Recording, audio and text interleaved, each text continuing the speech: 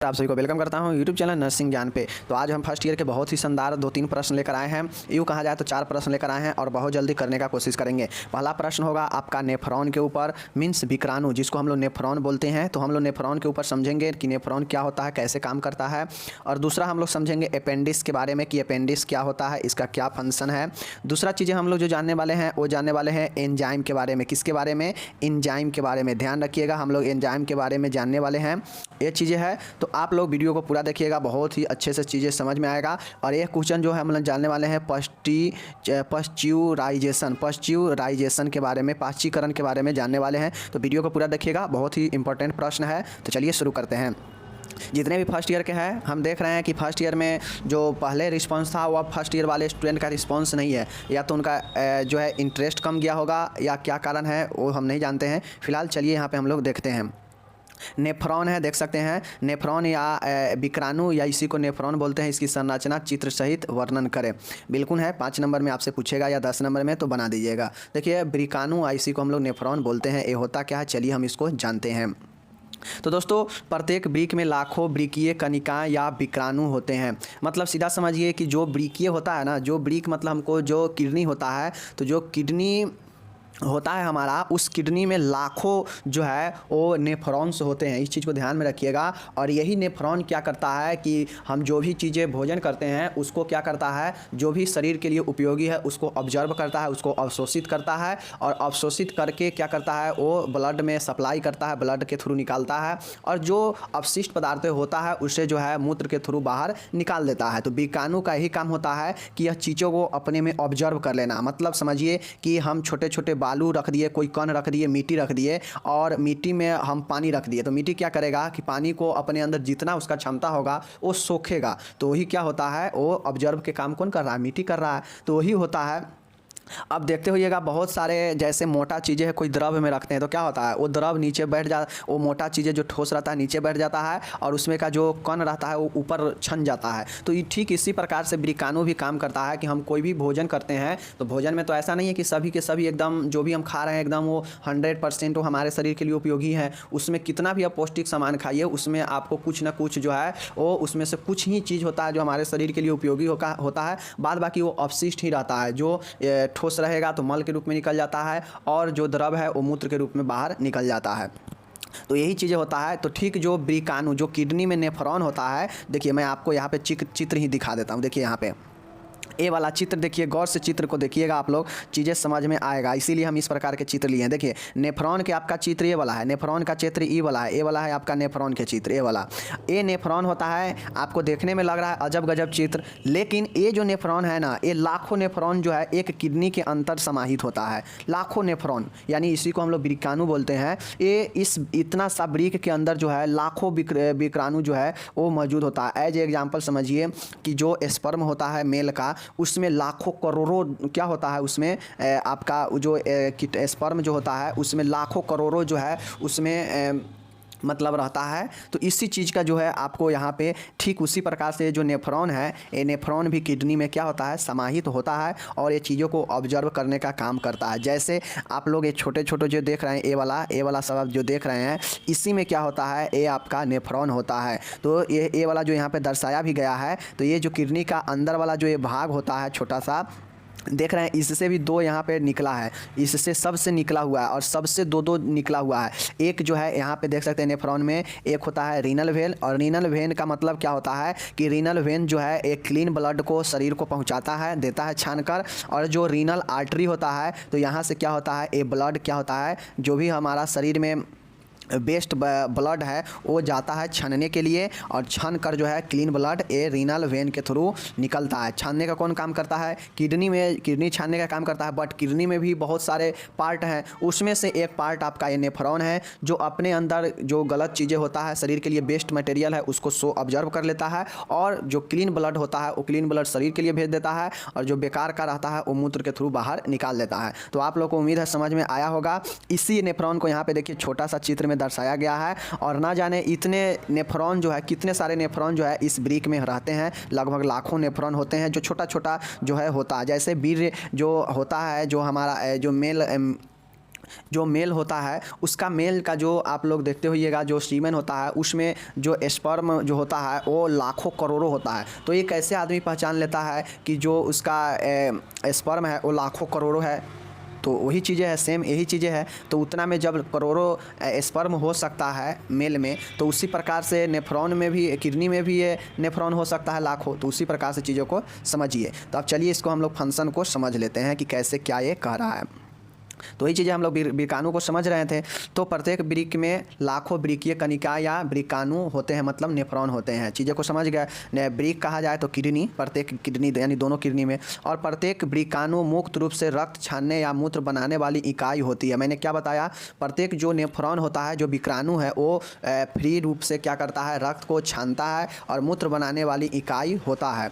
एवं आपस में पतली संकरी गर्दन सी बनी होती, जुड़ी रहती है। हमने नीचा बताया चित्र में, आप लोग देखे होंगे, यहाँ पे देख सकते हैं। एक क्या है, आपस में एक दूसरे से क्या होता है, जुड़ा हुआ रहता है। यहाँ पे देखिए, ये वाला देखिए, ये सब क्या है, एक दूसरे से, ये जो मतलब जो वृकाणु है, ये वाला जो है, यहाँ पे डक्ट आता है, इधर से देख सकते हैं, एक दूसरे सब क्या है, पतली संकरा द्वारा जुड़ा हुआ है। और जुड़ा हुआ है, यहाँ क्या होता है, यहाँ से बेस्ट ब्लड आ रहा है और ये नेफ्रॉन अपने अंदर ऑब्जर्व करता है और फिर क्लीन ब्लड को यहाँ से होकर यहाँ भेज देता है। मीन्स ये वाला जो आप प्रोसेस देख रहे हैं, ये वाला यहाँ पे समझिए क्लियर होगा। ये देख रहे हैं, आपस में सब एक दूसरे से जुड़ा हुआ है ना, एक पतली संकरा तार की जगह। यहाँ पे भी देखिए, ये वाला ओरिजिनल चित्र दिखेगा। क्या है, एक दूसरे से सब क्या है, कनेक्टेड है कि नहीं? देखिए यहाँ पे ये सब कनेक्टेड है, बिल्कुल कनेक्टेड है, देख सकते हैं। तो यही है, एक दूसरे से सब पतली तार के थ्रू या तार के टाइप से जुड़ा हुआ है।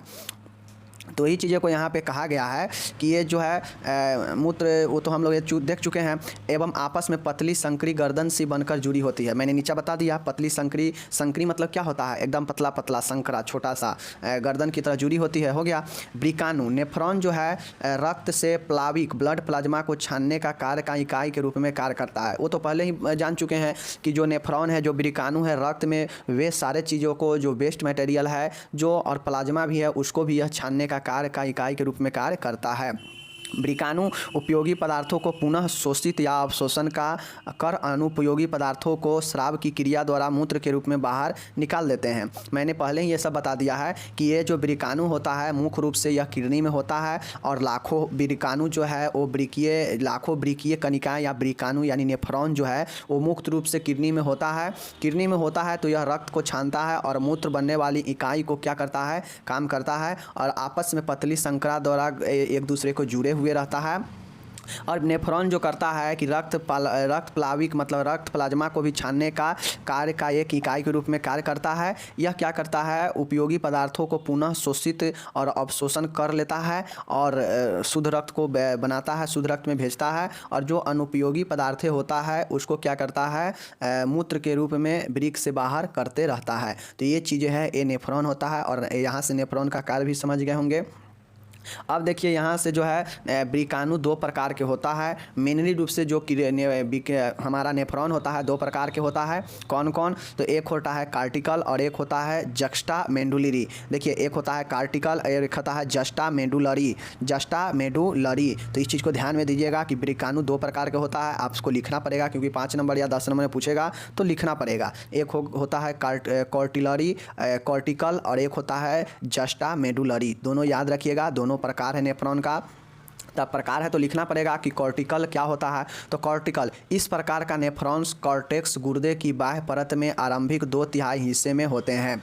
ये जो कॉर्टिकल है, हम लोग जानते हैं कि जो नेफ्रॉन का सबसे बाहरी जो हिस्सा है वो क्या कहलाता है, वो कहलाता है आपका कॉर्टेक्स कहलाता है।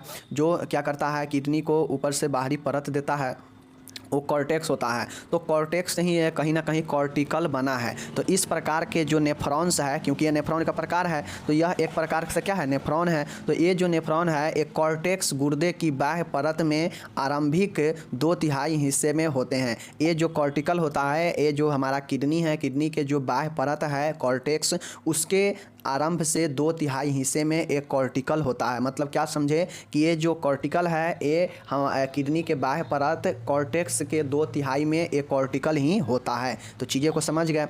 इन वृकाणुओं की नलिकाएं केवल मेंडुला के पिरामिड के आधार तक ही सीमित होता है। अब ये जो कॉर्टिकल होता है ये क्या होता है, ये मेंडुला जो होता है, मेंडुला के जो पिरामिड है उसके आधार तक ही सीमित होता है। तो आपको ये चीज़ समझ में आना पड़ेगा कि जो कॉर्टिकल है, कॉर्टिकल जो है इसका जो नलिका है वो केवल मेंडुला के पिरामिड के आधार तक ही सीमित होता है। तो ये चीज़ समझ में आ गया कि कॉर्टिकल क्या है। तो कॉर्टिकल एक प्रकार से नेफ्रॉन का जो है बाहरी परत, जो बाहरी परत का लगभग 2/3 हिस्सा है किसका, कॉर्टेक्स का 2/3 हिस्सा यही होता है।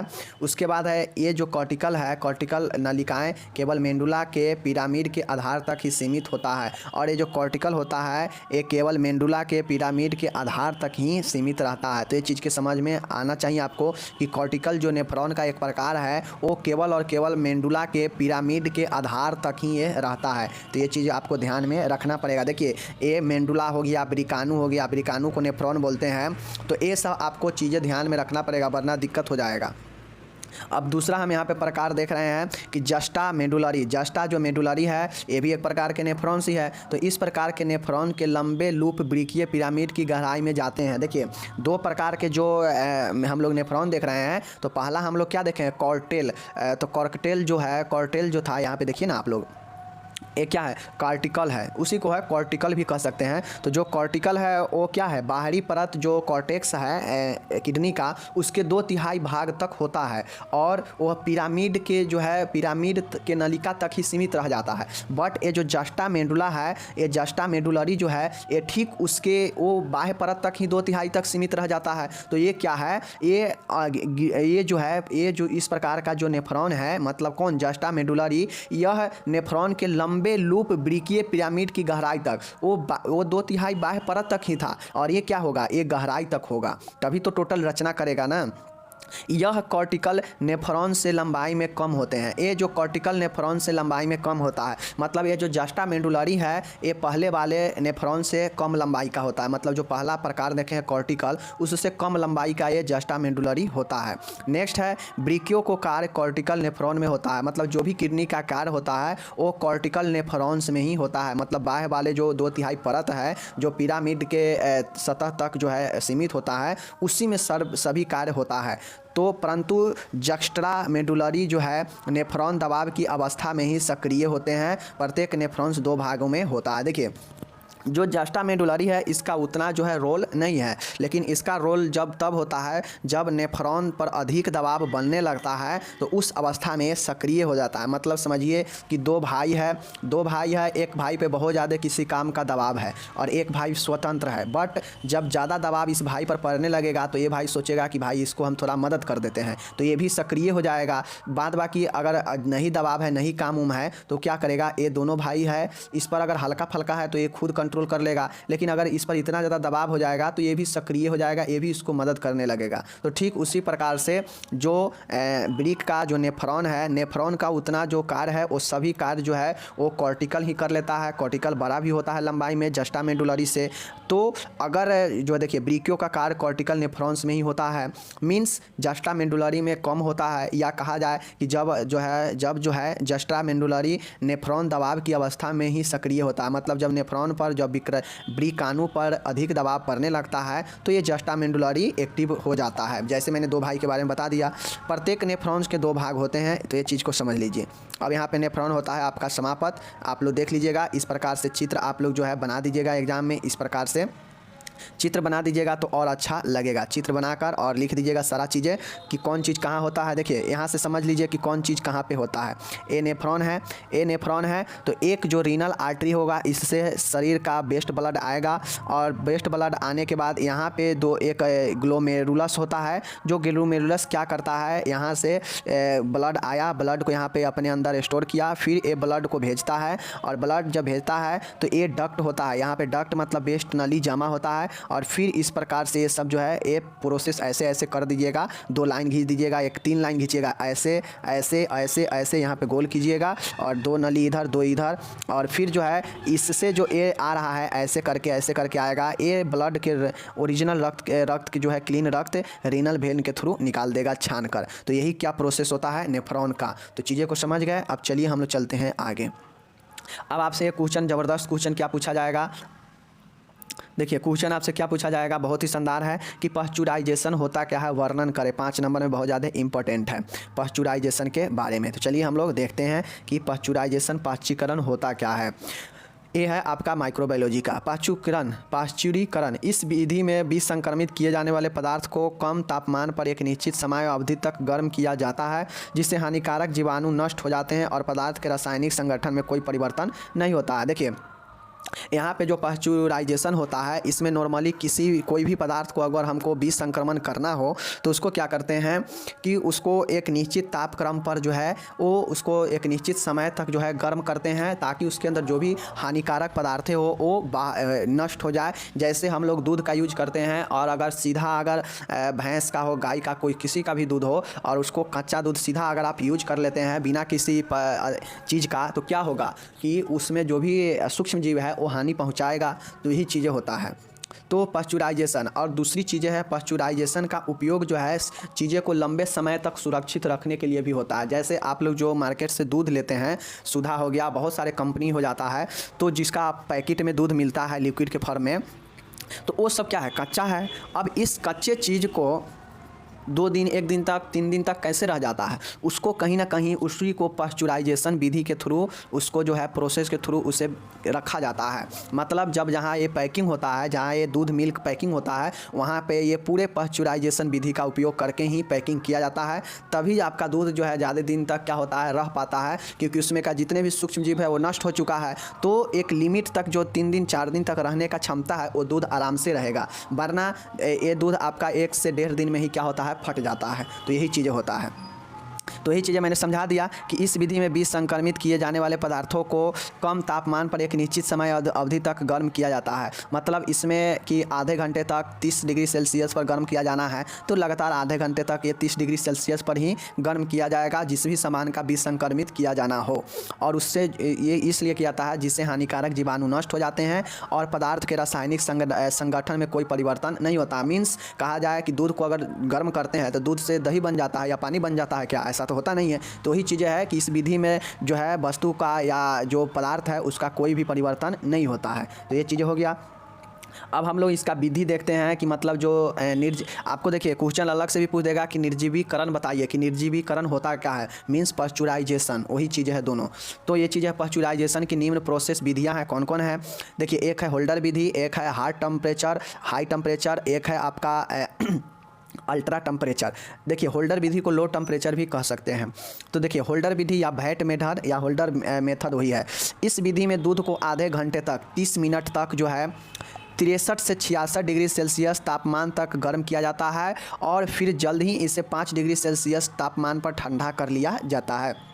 देखिए, जो होल्डर विधि होता है, इसमें जो मिल्क होता है उसको 30 डिग्री तक गर्म किया जाता है, 30 डिग्री तक गर्म किया जाता है, और 30 मिनट तक गर्म किया जाता है। कितने डिग्री सेल्सियस पर? तो 63 से 66 डिग्री सेल्सियस पर जो है इसको लगातार 30 मिनट तक जो है गर्म किया जाता है। और जैसे ही यह 30 मिनट पुरता है तो तुरंत ही इसको क्या किया जाता है, सीधा 5 डिग्री सेल्सियस पर लाकर इसको ठंडा कर लिया जाता है। ये होता है होल्डर मेथड में। अब जब हम लोग हाई टेम्परेचर या शॉर्ट टाइम विधि में चलेंगे, तो हाई टेम्परेचर मतलब हाई टेम्परेचर दिया जाएगा तो समय सीधा घट जाएगा। तो इस विधि में दूध को लगभग 15 सेकेंड तक जो है 72 डिग्री सेल्सियस तापक्रम पर गर्म किया जाता है। अब हम लोग जानते हैं कि जैसे जैसे तापक्रम बढ़ाएंगे तो उसका टाइम घटेगा ही। तो ये जो विधि होता है इसमें 15 सेकेंड तक जो है 72 डिग्री सेल्सियस पर गर्म किया जाता है। जबकि होल्डर मेथड में क्या था कि 63 से 66 डिग्री सेल्सियस तक 30 मिनट तक गर्म किया जाएगा, और फिर 5 मिनट पर लाकर उसको ठंडा कर लिया जाएगा। जबकि हाई टेम्परेचर विधि यानी शॉर्ट टाइम विधि में क्या होगा, 15 सेकेंड तक 72 डिग्री सेल्सियस पर गर्म किया जाएगा, परंतु जो ठंडा करने किया जाएगा वो और नीचे आ जाएगा, 4 डिग्री सेल्सियस पर ठंडा किया जाएगा। तो ये चीज़ें को समझ लीजिए। तो ये होता है आपका HTST मेथड। तो ये चीज़ें हो गया यहाँ पे हाई टेम्परेचर शॉर्टेड मेथड। यहाँ पे हो गया अल्ट्रा हाई टेम्परेचर। अब ये क्या है, हाई का भी हाई होता है जिसको अल्ट्रा बोलते हैं। तो देखिए, इस विधि में दूध को शीघ्र ही सामान्यतः 2 अवस्थाओं में गर्म किया जाता है। प्रत्येक बार में इसे केवल कुछ सेकंड, 4 से 5 सेकंड के लिए गर्म किया जाता है। दूसरी बार में दूध को दबाव के अंतर्गत गर्म किया जाता है। देखिए, जो अल्ट्रा हाई टेम्परेचर होता है ना, तो जो हाई टेम्परेचर में हम लोग देखे हैं कि 15 सेकेंड तक 72 डिग्री सेल्सियस पर गर्म करेंगे, तो वो चीज़ 15 सेकेंड के समान यहाँ पर 4 से 5 सेकेंड में ही गर्म हो जाएगा। और दूसरी बात बात कि इसे जब दो अवस्थाओं में गर्म किया जाएगा, एक तो टेम्परेचर पर गर्म किया जाएगा जो कि 4 से 5 सेकेंड के लिए ही ओनली होगा, दूसरा दबाव पर जो है उससे गर्म किया जाएगा, क्योंकि हम लोग जानते हैं किसी भी चीज़ को दबाव बनाकर भी उसमें ऊष्मा पैदा किया जा सकता है। तो ही चीज़ें है कि दूसरी बार दूध को दबाव के अंतर्गत गर्म किया जाएगा और पहला बार सामान्यतः टेम्परेचर जो 4 से 5 सेकेंड तक जो होगा उस पर गर्म किया जाएगा। अब इतना टेम्परेचर दिया जाएगा ताकि वो 4 से 5 सेकेंड में गर्म हो जाए और दूसरी बार में दबाव पर। तो चीज़ें को समझ गए। अब देखिए, तो आप लोग लिख दीजिएगा पाश्चुराइजेशन क्या होता है। 3 विधि होता है, होल्डर मेथड, हाई टेम्परेचर और एक अल्ट्रा हाई टेम्परेचर। तीनों में लिख दीजिएगा, आराम से बहुत है। पहला में था कि 30 मिनट जो है 63 से 66 डिग्री सेल्सियस पर। दूसरा में हाई टेम्परेचर में था कि 15 सेकेंड 72 डिग्री सेल्सियस और वहाँ पे 4 डिग्री सेल्सियस पर ठंडा किया जाएगा। अल्ट्रा में है कि ओनली 4 से 5 सेकेंड में ही गर्म कर लिया जाएगा। इतना टेम्परेचर दे कि 4 से 5 सेकेंड में ही गर्म हो जाए और फिर उसको दूसरी बार जो गर्म करेंगे वो दबाव के अंतर्गत करेंगे, क्योंकि इसमें 2 अवस्थाओं में गर्म होता है। तो ये चीज़ें हो गया। अब देखिए, इसी प्रकार से जहाँ मिल्क का फैक्ट्री होता है, जहाँ दूध पैकिंग होता है, इसी प्रकार से मशीन होता है। इसी मशीन में पाश्चुराइजेशन दूध का किया जाता है। तो ये है, यहाँ पे जितना टेम्परेचर चाहिए तो इस चीज़ें ऐसे यहाँ पे होता है। तो ये चीज़ें आप लोग समझ गए। अब चलिए हम लोग चलते हैं नेक्स्ट प्रश्न, जो कि हम लोग नीचे देखने वाले थे अपेंडिक्स के बारे में। तो सबसे पहले देखिए अपेंडिक्स कहाँ होता है, मैं आपको बता देता हूँ। देखिए, ये हमारा जो है क्या है, ये हमारा आप सभी समझिए लार्ज इंटेस्टाइन है। ये क्या हमारा लार्ज इंटेस्टाइन है। ये लार्ज इंटेस्टाइनल जो है, इसी में एक पूंछ के समान हल्का बाहर निकला होता है। ये जो पूंछ के समान देख रहे हैं ना आप, ये लार्ज इंटेस्टाइन के पूंछ के समान यही होता है अपेंडिक्स। तो चीज़ें को समझ गए आप लोग। और उसके बाद बाकी लीवर है, पैंक्रियाज, ये सब तो आप लोग देखेंगे ही या देखे ही होंगे। अभी हम लोग अपेंडिक्स के बारे में पढ़ रहे हैं कि अपेंडिक्स क्या होता है। तो अपेंडिक्स या इसी को हम लोग वर्मी फॉर्म बोलते हैं। दोस्तों, यह एक पतली नली होती है, बिल्कुल सही हम लोग देखे हैं कि लार्ज इंटेस्टाइन के एक पूंछ के समान पतली नली निकला हुआ था, जिसकी लंबाई लगभग 7.5 सेंटीमीटर होती है। तो ये चीज़ ध्यान में रखना पड़ेगा कि यह एक पतली नली होती है जिसकी लंबाई 7.5 सेंटीमीटर होती है। देखिए, दिमाग में रखने का कोशिश कीजिए कि हाँ अपेंडिक्स कैसा होता है, अपेंडिक्स का लंबाई कितना होता है, दिमाग में सोचिए। यह वयस्क व्यक्ति में पूर्ण विकसित हो जाता है। जो वयस्क व्यक्ति होते हैं, एडल्ट होते हैं, उसमें यह कंप्लीट डेवलप हो जाता है इसका। दूसरा है कि इसकी शरीर में कोई उपयोगिता नहीं होती है। अब अपेंडिक्स ऐसा है जो हमारे शरीर में इसका कोई उपयोग नहीं है। जैसे पहले के समय में जो आदमी जन्म लेता था, आदि मानव के समय में, उसको टेल होता था, पूंछ होता था। तो वो पूंछ क्या था, एक प्रकार से हमारे शरीर के लिए बेकार ही था। धीरे धीरे जैसे जैसे आदमी का आगे बढ़े विकास हुआ, आदमी विकसित होते गया, तो पूंछ जो है वो आदमी का शरीर से हट गया। उसी प्रकार से ये भी लार्ज इंटेस्टाइन का एक पूंछ के समान निकला हुआ नली है, जो पतला होता है, 7.5 सेंटीमीटर का होता है। शरीर में इसका कोई काम नहीं होता, कोई उपयोग नहीं होता है। यह एक वयस्क व्यक्ति में पूर्ण विकसित हो जाता है। बल्कि पर्दा इन्फ्लामेंट्री की स्थिति में अपेंडिक्स रोग होता है। देखिए, अब बहुत लोग कहते होइएगा कि अपेंडिक्स रोग होता है, तो बिल्कुल इसका काम कोई नहीं है। लेकिन जब शरीर में इसको इन्फ्लामेंट्री होगा, इसमें प्रॉब्लम होगा, तो ये इन्फेक्शन से या कोई भी कारण से इसमें रोग पकड़ लेगा। रोग पकड़ लेगा तो मृत्यु दे सकता है, क्योंकि अपेंडिक्स जो होता है वो फट भी जाता है, क्योंकि नली के समान है और नली के समान है, इसमें इन्फ्लामेंट्री होगा, मतलब इसमें कोई समस्या होगा, या तो वो फूल जाएगा या सूजन हो जाएगा या उसमें कुछ चीज़ें एक्स्ट्रा चीज़ें हो जाएगा। तो वो सब इन्फ्लामेंट्री के कारण रोग हो सकता है, लेकिन इसका उपयोग कुछ नहीं है। ये चीज़ें समझ लीजिए। इसको शल्य क्रिया द्वारा निकाल दिया जाता है, जिसको हम लोग अपेंडेक्टोमी कहते हैं। शल्य क्रिया के द्वारा अपेंडिक्स को निकाल देने को अपेंडेक्टोमी कहते हैं। ऑब्जेक्टिव में पूछ देगा। इसके अंदर लिम्फॉइड ऊतक रहते हैं। अब इसके अंदर क्या होता है, लिम्फॉइड जो ऊतक होता है, लिम्फॉइड ऊतक होता है, लिम्फॉइड टिश्यू रहता है किसके अंदर, अपेंडिक्स के अंदर। बट अपेंडिक्स का कोई जो है इसका यूज नहीं है शरीर के लिए। इसको शल्य क्रिया से निकाल दिया जाता है। कब, जब इसमें कोई रोग पकड़ लेता है तो ये चीज़ हो गया। हम लोग अपेंडिक्स के बारे में देख लिए।